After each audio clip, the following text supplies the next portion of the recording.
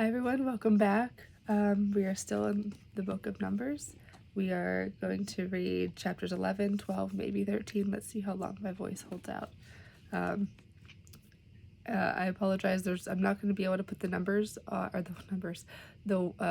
words on the screen for this one. But I will put a link to the verses if you want to read the chapters along with me. I'm going to put that in the description. All right. Let's get started. Numbers chapter 11.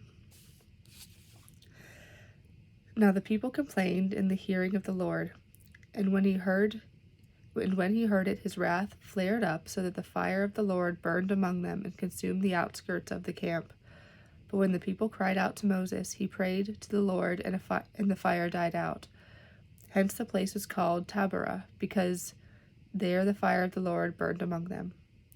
The foreign elements among them were so greedy for meat that even the Israelites lamented again.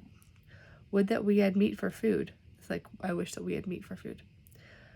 We remember the fish we used to eat without cost in Egypt, and the cucumbers, the melons, the leeks, the onions, and the garlic. But now we are famished. We see nothing before us but this manna. Manna was like coriander seed and had the appearance of bdellium. When they had gone about and gathered it up, the people would grind it between millstones or pound it in a mortar and cook it in a pot and make it into loaves, which tasted like cakes made with oil. At night, when the dew fell upon the camp, the manna also fell. When Moses heard the people, family after family, crying at the entrance of their tents, so that the Lord became very angry, he was grieved. "Why do you treat your servant so badly?" Moses asked the Lord. "Why are you so displeased with me that you burden me with all this people? Was it I who conceived all this people? Or was it I who gave them birth, that you tell me to carry them in my bosom like a foster father carrying an infant to the land you have promised under oath to their fathers? Where can I get meat to give all this people? For they are crying to me, 'Give us meat for our food.' I cannot carry all this people by myself, for they are too heavy for me. If this is the way you will deal with me, then please do me the favor of killing me at once, so that I need no longer face this distress." Then the Lord said to Moses, "Assemble for me 70 of the elders of Israel, men you know for true elders and authorities among the people, and bring them to the meeting tent. When they are in place beside you, I will come down and speak with you there. I will also take some of the Spirit that is on you, and I will bestow it on them, that they may share the burden of the people with you. You will then not have to bear it by yourself. To the people, however, you shall say, 'Sanctify yourselves for tomorrow, when you shall have meat to eat.' For in the hearing of the Lord you have cried, 'Would that we had meat for food. Oh, how well off we were in Egypt.' Therefore the Lord will give you meat for food, and you will eat it, not for 1 day, or for 2 days, or 5 or 10 or 20 days, but for a whole month, until it comes out of your very nostrils and becomes loathsome to you. For you have spurned the Lord, who is in your midst, and in the presence you have wailed, 'Why did we ever leave Egypt?'" But Moses said, "The people around me include 600,000 soldiers. Yet you say, 'I will give them meat to eat for a whole month.' Can enough sheep and cattle be slaughtered for them? If all the fish of the sea were caught for them, would they have enough?" The Lord answered Moses, "Is this beyond the Lord's reach? You shall see now whether or not what I have promised you takes place." So Moses went out and told the people what the Lord had said. Gathering 70 elders of the people, he had them stand around the tent.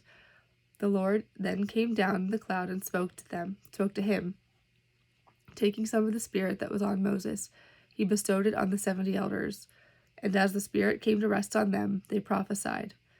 Now 2 men, one named Eldad and the other Medad, were not in the gathering that had been left in the camp.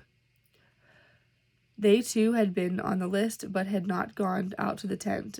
Yet the Spirit came to rest on them also, and they prophesied in the camp.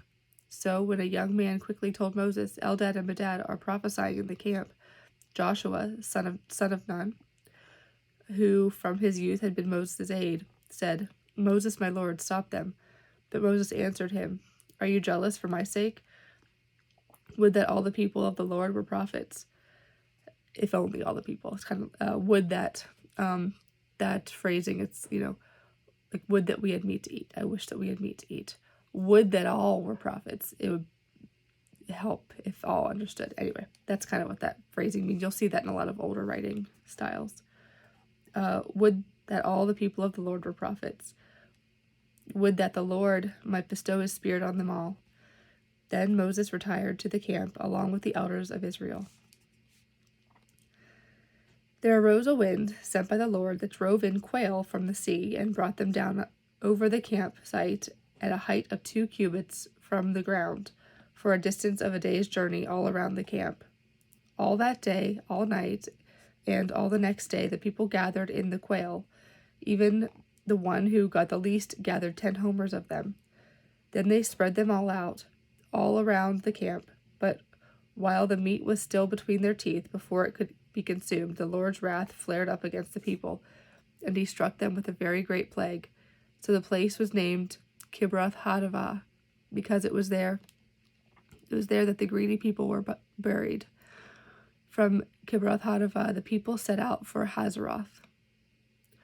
Chapter 12. Jealousy of Aaron and Miriam. While they were in Hazeroth, Miriam and Aaron spoke against Moses on the pretext of the marriage he had contracted with a Cushite woman. They complained, "Is it through Moses alone? That the Lord speaks? Does he not speak through us also?" And the Lord heard this. Now Moses himself was by far the meekest man on the face of the earth. So at once the Lord said to Moses and Aaron and Miriam, "Come out, you 3, to the meeting tent." And the 3 of them went. Then the Lord came down in a column of cloud, and, standing at the entrance of the tent, called Aaron and Miriam. When both came forward, he said, "Now listen to the word of the Lord. Should there be a prophet among you? In visions will I reveal myself to him, in dreams will I speak to him. Not so with my servant Moses. Throughout my house he bears my trust. Face to face I speak to him, plainly and not in riddles. The presence of the Lord he beholds. Why then did you not fear to speak against my servant Moses?" So angry was the Lord against them that when he departed, and the cloud withdrew from the tent, there was Miriam, a snow-white leper. When Aaron turned and saw her a leper, "Ah, my Lord," he said to Moses, "please do not charge us with the sin that we have foolishly committed. Let her not thus be like the stillborn babe that comes forth from its mother's womb, with its flesh half consumed." And Moses cried to the Lord, "Please not this, please heal her." But the Lord answered Moses, "Suppose her father had spit in her face, would she not hide in shame for 7 days? Let her be confined outside the camp for 7 days, only then may she be brought back." So Miriam was confined outside the camp for 7 days, and the people did not start out again until she was brought back. After that, the people set out from Hazeroth and encamped in the desert of Paran. And we are going to stop there.